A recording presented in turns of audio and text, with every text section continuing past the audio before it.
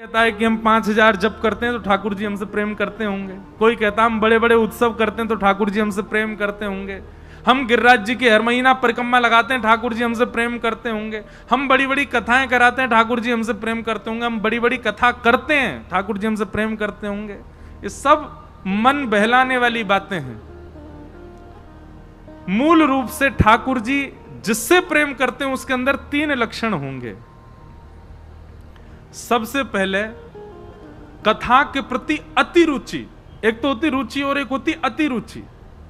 मतलब पता चल जाए कि कोई कथा एवे वारी है तो 100 काम बाद में, पहले कथा सुनेंगे जाके। ऐसी रुचि चित्त में है तो समझो आप ठाकुर जी के प्रेमी। दूसरी बात, जितनो आनंद जितनो सुख आपको श्री ठाकुर जी को मंदिर में देख करके होवे, उतनो ही सुख उनके वैष्णवन को देख करके है जाए तो समझो ठाकुर जी आपसे प्रसन्न। अरे एयरपोर्ट पर अमेरिका में, कनाडा में, ऑस्ट्रेलिया में कहीं पे कोई तिलकधारी दिख गयो, कंठीवारो दिख गयो, नाचन लगे आप, मानो जैसे राधा रमणी दिख गए हो, इतने आनंद में भर गए वाकू देख करके।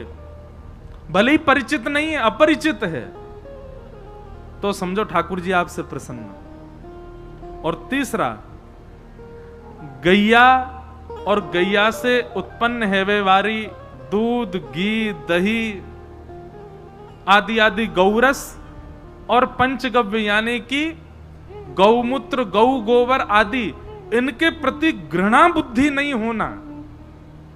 अगर इनके प्रति कहीं भी घृणा बुद्धि है, गैया को गोबर देख के, गौमूत्र देख के नाक बंद कर रहे हैं, हम नहीं रुक सकते, यहां पे बैठा ही नहीं जा रहा, इतनी दुर्गंध आ रही है।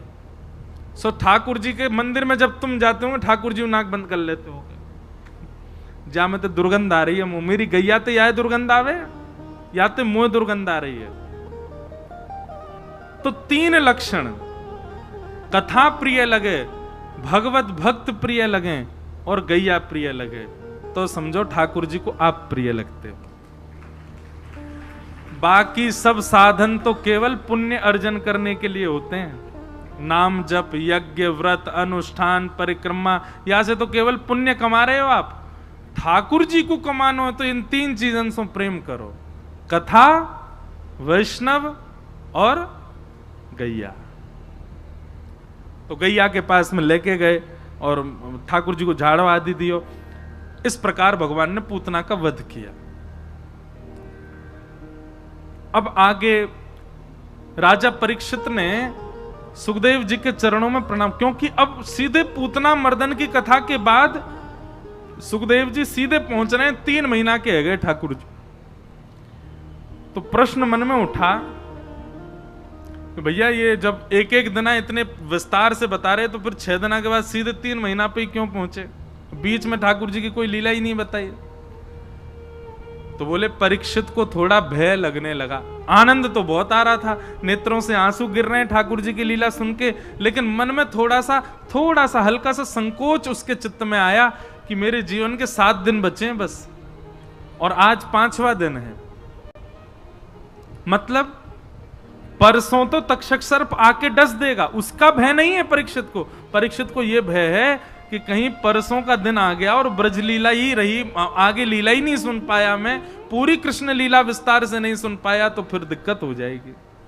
ये अधूरी कथा छोड़ के मुझे नहीं जाना, मुझे पूरी कथा सुननी है। तो उसने चरणों में निवेदन करते हुए कहा, हे सुखदेव जी महाराज, आप जो कथा सुना रहे हैं मैं इतना डूब रहा हूं उसमें, मैं इतना आनंद में चला गया हूं, पर मुझे कहीं ना कहीं समय की बाध्यता है। मुझे परसों तक्षक सर्प दस देगा, कम से कम उससे पूर्व में ही आप मुझे संपूर्ण लीला सुनाओ। शुकाचार्य जी बोले वैसे तो जब तक हम बैठे हैं तब तक तक्षक आएगा नहीं यहां पर, लेकिन एक ब्राह्मण ने 7 दिन की अवधि दी है, तो ब्रह्म वाक्यम जनार्दनम, तो 7 दिन का मर्यादा तो रखनी पड़ेगी। इसलिए अब कुछ कुछ प्रसंग ही जो जरूरी हैं, जो बहुत सुखदायी, उनको मैं सुनाऊंगा। इसलिए अब अचानक से श्री सुखदेव जी महाराज 3 महीना, फिर सीधे 1 साल, फिर 3.5 वर्ष, फिर 6 वर्ष, फिर इस प्रकार ब्रज लीला ज्यादा विस्तार नहीं करी भागवत में। उसका विस्तारीकरण फिर अष्ट सखाओं के अपने पदों में किया, भावों में किया, बाद में फिर बहुत विस्तार हुआ। पर उस समय सुखदेव की परीक्षित की समय की बाध्यता देखते हुए सूक्ष्म में ही कहा।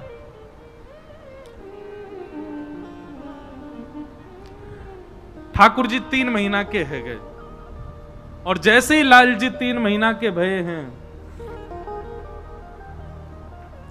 3 महीना के ठाकुर जी ने आज पहली बार करवट बदली, और करवट बदलते ही महाराज करवट उत्सव हुआ। पूरे ब्रजमंडल में हल्ला मच गया, अरे बधाई हो बधाई हो। क्या बात की बधाई? बोलो नंद के लाला ने आज करवट बदली है, करवट लेनो सीख गयो लाला। अब सब ब्रजवासियों को यह सुख लग रहा है, अभी तो करवट लेनो सीखो, एक अजुदना में बैठनो सीखेगो, फिर चलनो सीखेगो, फिर हमारे घर आए करेगो, हमारी गोद में बैठे करेगो, हम ते काका बोलेगो, हम ते चाची बोलेगो, हम ते भाभी बोलेगो। सब लोग उस उत्साह में उत्सव मना रहे हैं। पूरे ब्रजमंडल में उत्सव मनन लगो। ठाकुर जी एक बैलगाड़ी के नीचे सुबा दिए मैया ने। लो महाराज 7 तो बजे ही गए, आज गोवर्धन उत्सव होना, हमें तो लगे आज कथा ज्यादा लंबी जाएगी। कोई नहीं, आप सब लोग ध्यान पूर्वक सुनियो, आनंद से सुनो, कोई दिक्कत तो ना है ना। जिनको जानो हो अगले पद में चले जाओ, हम कोई भजन गाएंगे तब चले जाएंगे, हम तो कथा आज आराम से करेंगे। लाल जी इतने 56 भोग सजे बढ़िया सब पाके जाएंगे। भगवान को एक बैलगाड़ी के नीचे सुवाई दियो, तभी सक्टासुर आ गयो। भगवान ने एक पाम लंबो करके सक्टासुर को वध कर दियो। सकट भंजन लीला सुनाई गई। तत्पश्चात एक दिन भगवान यशोदा मैया की गोद में पौड़े भये, तभी कंस के द्वारा भेजो गयो तीसरो राक्षस आयो, वा को नाम का तृणावर्त। और तृणावर्त जैसे ही आयो, भगवान ने मन में विचार करी,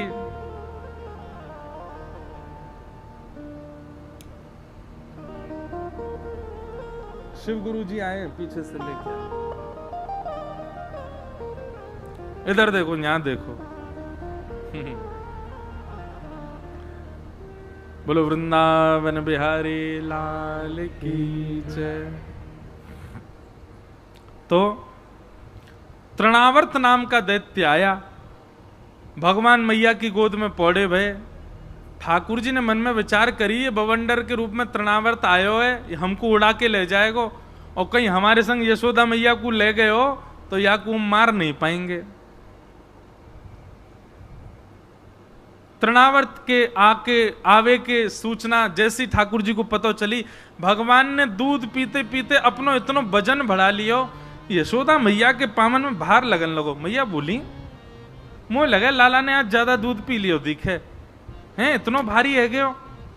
सो यशोदा मैया ने आंगन में पलना में ठाकुर जी पड़ा दिए, स्वयं भीतर चली गई। ठाकुर जी बोले जे ठीक है। इतने में तृणावर्त आए और महाराज जैसे ही उठा करके ठाकुर जी को आकाश में ले गए। भगवान ने आकाश में जाते तृणावर्त को गरो पकड़ो और पकड़ करके नीचे पटक दियो, और तृणावर्त को वध है गयो। सब ब्रजवासी दौड़े दौड़े गए, अरे लाला हवा उड़ा के ले गो, हवा उड़ा के ले गो। उसको हवा बोलते हैं आज भी। अरे नेक्स्ट से लाला को हवा उड़ा के ले गो। सब पीछे पीछे दौड़े, थोड़ी दूर जाकर के देखा तृणावर्त शांत, ठाकुर जी एक शिला पर अब बैठनो सीख गए, नेक्स्ट से बैठे हुए हैं और मंद मंद मुस्कुरा रहे हैं। यशोदा मैया ने जाके हृदय से लगायो, कहीं लाला को लगी तो नहीं, सब सुरक्षित। सब ब्रजवासी जब भी कोई राक्षस मरता है तो पता क्या सोचते हैं? बोले भैया हमारे ब्रज की इतनी निष्ठा, हमारे ब्रज की इतनी महिमा है, ये राक्षस आमे तो हैं या ब्रज में कछु ना कछु उत्पात करवे, पर या ब्रज की सीमा में इतनी महिमा है कि या में भजन करवे वारो ही रह सके, और इन सबन के भजन ना है या हमारे ये ब्रज में आते ही मर जामे। कोई ये ना सोच रहा हो कि ठाकुर जी मार रहे हैं उन्हें, सब यूं सोच रहे हैं ब्रज में कोई प्रवेश ही ना कर सके बिना भजन के।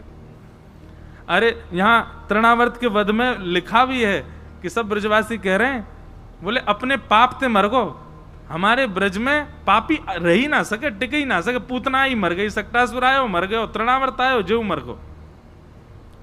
किसी के भी मन में ये नहीं आ रहा है कि नेक्सो सो लाला ही मार रहा है।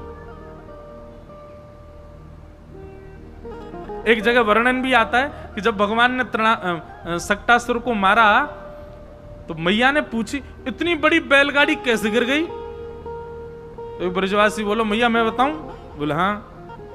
मैया तेरो नेक्सो सो लाला है ना, जाने अपनो पाम इतनो लंबो कियो, ऐसे करके मैया जाने बैलगाड़ी मारी, सुई बैलगाड़ी पलट गई।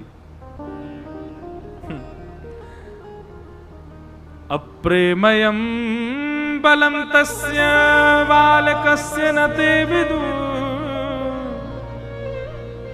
मैया व बालक को अपने पास बुलावे, एक रेपटो दियो। अरे झूठ बोले, तेरी मैया की उम्र की मोते आनंद ले रहा है, मेरो 3 महीना को लाला जाने इतनो लंबो पाम कियो अपनो। वो बालक बोलो मैया तेरी सौगंध खा के कह रहा हूं, मैंने अपनी आंखन ते देखी याने इतनो लंबो पाम कियो। मैया ने पकड़ के दूसरा रेपटो दियो, भाग जाए यहां, दिखियो मत, सौगंध और खा रहा हूं मेरी। मेरो लाला नेक्सो सो इतनी बड़ी बैलगाड़ी गिरा सके। ठाकुर जी मन ही मन मुस्कुरा रहे हैं कि इन ब्रजवासियों को किंचित ये भाव ही नहीं आता कि मैं कर रहा हूं। आहा, यही तो प्रेम है।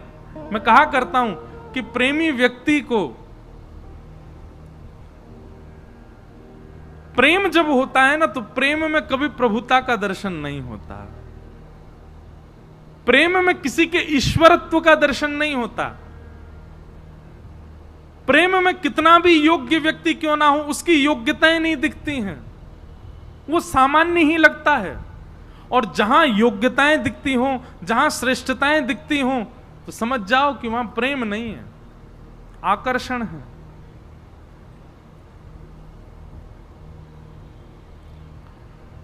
ठाकुर जी 1 बरस के है गए, अब 1 बरस के लाला है गए, लेकिन अभी तक नामकरण नहीं भयो। तभी श्री गर्गाचार्य जी महाराज आए और गर्गाचार्य जी महाराज ने आकर के दोनों बालकन को नामकरण कियो।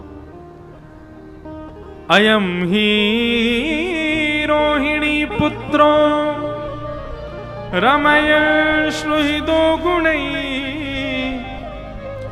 आख्यास्यते राम इति बलाधिक्यात् बलं विदु। मैया ये आपका जो बालक है, ये रोहिणी का पुत्र बलराम, इनका नाम मैं राम रखता हूं, पर बल की अधिकता के कारण इनको संसार बलराम कहकर के पुकारेगा। जय हो। बोलो वृंदावन बिहारी लाल की।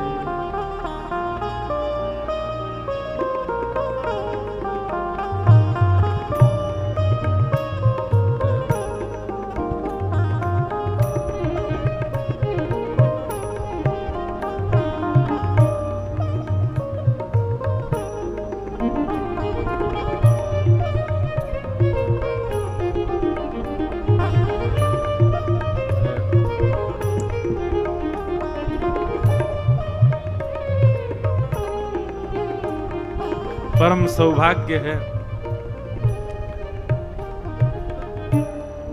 परसों कथा में पूज्य पिताजी महाराज आए, हमारे दीक्षा गुरुदेव, जिनसे हमको दीक्षा मिली, और आज हमारे शिक्षा गुरुदेव पधारे हैं, जिन्होंने बालक की उंगली पकड़ करके हमको व्यासपीठ पर जिन्होंने बैठाया, वो पधारे हैं। ऐसे परम पूजनीय प्रातः स्मरणीय श्री शिव प्रसाद उपाध्याय गुरु जी आए हैं, क्योंकि ब्रज की कथा है। ब्रज में जब भी अवसर होता है रहने का, तो गुरु जी से प्रार्थना रहती है कि गुरु जी आप नित्य पढ़ाओ। हम कथा करने आते, उससे पहले गुरु जी पढ़ाने ही आते हैं, रोज पढ़ाते हैं, कुछ ना कुछ नए नए विषय चिंतन होते रहते हैं। तो आज गुरु जी से प्रार्थना की कि आप पधारें, तो आज अभी विद्यालय से ही आ रहे हैं सीधे, क्योंकि नित्य विद्यालय होते हैं, सब बालक पढ़ते हैं वृंदावन में। ऐसे हमारे गुरुदेव पधारे। आप सब श्रोता मथुरावासीन की ओर से गुरुदेव को बारंबार प्रणाम। तो बलराम जी का नामकरण संस्कार हुआ। गर्गाचार्य जी ने बताया, बोले मैया ये रोहिणी नंदन है, इनका नाम मैं राम रखता हूं, पर बल की अधिकता के कारण पूरा विश्व इनको बलराम कहकर के पुकारेगा। इनके और भी कई नाम होंगे, संकर्षण आदि, और अब आए छोटे लाला की बारी, और छोटे लाला के अनेक भाव कहते भय गर्गाचार्य जी समाधिस्थ हो गए, अनेक अनेक भाव सब सुनाते हैं, भागवत जी में वर्णन भी है। परंतु श्री गर्गाचार्य जी समाधिस्थ हुए, और समाधिस्थ के बाद जब पुनः अपने भाव में आए तो नामकरण संस्कार करते हुए कहने लगे कि बहुनी संति नामानि रूपाणि च सुतस्य ते गुणकर्मानुरूपाणि तान्यहं वेदनो जना। भैया आपको जो छोटो लाला है ना, या के एकाध नाम ना है, या के तो बहुत सारे नाम है। गुण के अनुसार, कर्म के अनुसार आपके इस बालक के अनेक नाम। अच्छा एक बात सुनिए, कल ही गुरुजी से चर्चा हो रही थी गणपति के विषय में, श्री गणेश जी के विषय में। तो गुरुजी ने एक बात बताई, बोले कि देवताओं के नाम उनके गुण और उनके कर्म के अनुसार होते हैं। जैसे उनके गुण होते हैं, जैसे वे कर्म करते हैं, जैसे उनकी क्रिया होती है, वैसे उनके नाम रखे जाते हैं। हमारा उल्टा है, हमारे नाम रख दिए जाते हैं भले ही हमें वो गुण बिल्कुल ना हो। बहनों का नाम है गीता, लेकिन गीता जी का एक श्लोक भी नहीं आता है।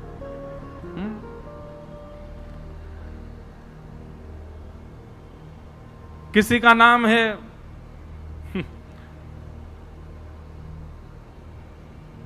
अब सबके अलग अलग नाम है, पर वो कईयों को तो अपने नाम का अर्थ ही नहीं पता। आजकल एक नए गुरुजी आए हैं संसार में, गूगल गुरुजी, वो नामकरण करते हैं सबका। टॉप 10 नेम फॉर बॉयज, अक्षर क्या है टी, वो बता देगा ये नाम धरो। ऐसा नहीं, हमारे यहां नामकरण हो जाता है, भले ही वो नाम के अनुसार गुण भीतर आवे चाहे नहीं आवे। हमारे साथ बहुत बढ़िया, हमारा नामकरण हुआ, गुण तो नहीं आया पर सेवा जरूर आ गई है। गुरुजी हमारे पिताजी ने हमारा नाम का रखो इंद्रेश, इंद्रश्य ईशः, जो इंद्र के भी ईश्वर हैं। इंद्र के ईश्वर कौन है? जब ठाकुर जी ने गिरिराज जी धारण किए, 7 दिना 7 रात्रि पर्यंत गिरिराज जी धारण करके रखे, 7 दिना में ही महाराज इंद्र को चौकड़ी याद आ गई अपनी, तुरंत चरणन में आयो, पिता गुरुस्तम जगताम अधीशो, आप ही मेरे पिता हो, आप ही मेरे गुरु हो। वही समय ठाकुर जी को नाम पड़ गया इंद्रेश। तो हम इंद्रेश तो नहीं बने, पर वही गिरधर गोपाल सेवा में आ गए, ठाकुर जी सेवा करा रहे हैं। तो भले ही गुण कर्म नहीं आए, गुण नहीं आए हो, लेकिन कर्म तो आ गए और नाम के अनुसार। ऐसे ही अपने नाम ढूंढो आज सबरे। अगर कोई को नाम गीता है तो 700 श्लोक याद करने ही पड़ेंगे वाकई। अगर किसी का नाम राम है तो उसको पतिव्रता होना चाहिए, उसको पत्नी व्रत धारण करना चाहिए। अगर कोई को नाम कृष्ण है तो या को मतलब ये नहीं 16,000 ब्याह कर ले। अगर नाम कृष्ण है तो ज्ञान धारण करे। अगर नाम कृष्ण है तो सबका हितैषी बने, सबका प्रिय बने। अपने नाम के अनुसार, नाम सागर है तो सागर के समान धीर बने, गंभीर बने, चंचलता अपने चित्त से त्याग करे। नाम प्रेम है तो प्रेम ही दिखे, प्रेम में ही रहे। नाम दीपक है तो प्रज्वलित करे, जो आए उसको प्रकाशित करे।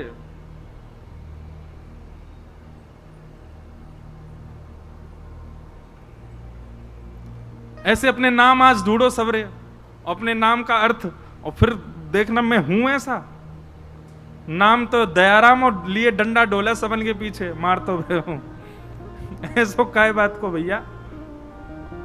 नाम है गंगा तो गंगा की तरह शीतलता हो, गंगा की तरह पवित्रता हो, जो संपर्क में आए वो भी पवित्र हो जाए।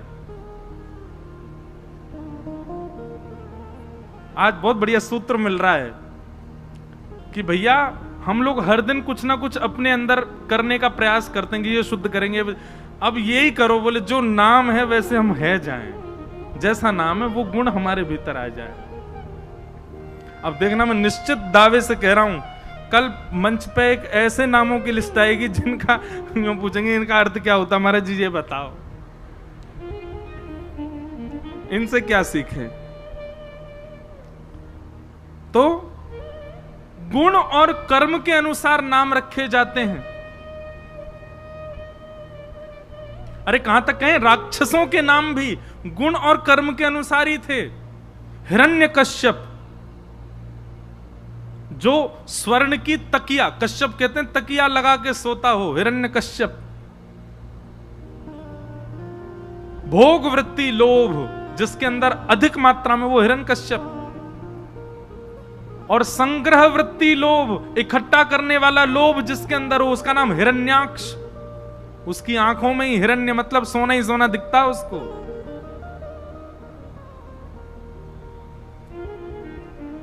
तो राक्षसों के नाम भी वैसे ही होते थे, देवताओं के नाम। तो भगवान के लिए गर्गाचार्य जी बोले, एक गुण हो तो एक नाम रखूं, पर आपके लाला के तो अनेक गुण होंगे, अनेक कर्म होंगे, उनके अनुसार आपके लाला के तो अनेक नाम हैं।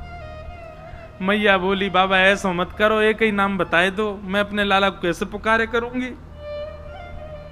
तब गर्गाचार्य जी कहते हैं, आसन वर्णास्त्रयो ह्यास्य गुह्यतोऽनुयुगं तनु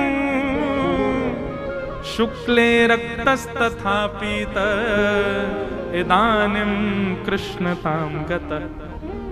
बोले आपके ये लाला कभी शुक्ल वर्ण के हुए, कभी रक्त वर्ण के हुए, इसके वर्ण कई बार बदले। वर्ण मतलब कॉम्प्लेक्शन। ठाकुर जी कभी श्वेत वर्ण के भी रहे हैं,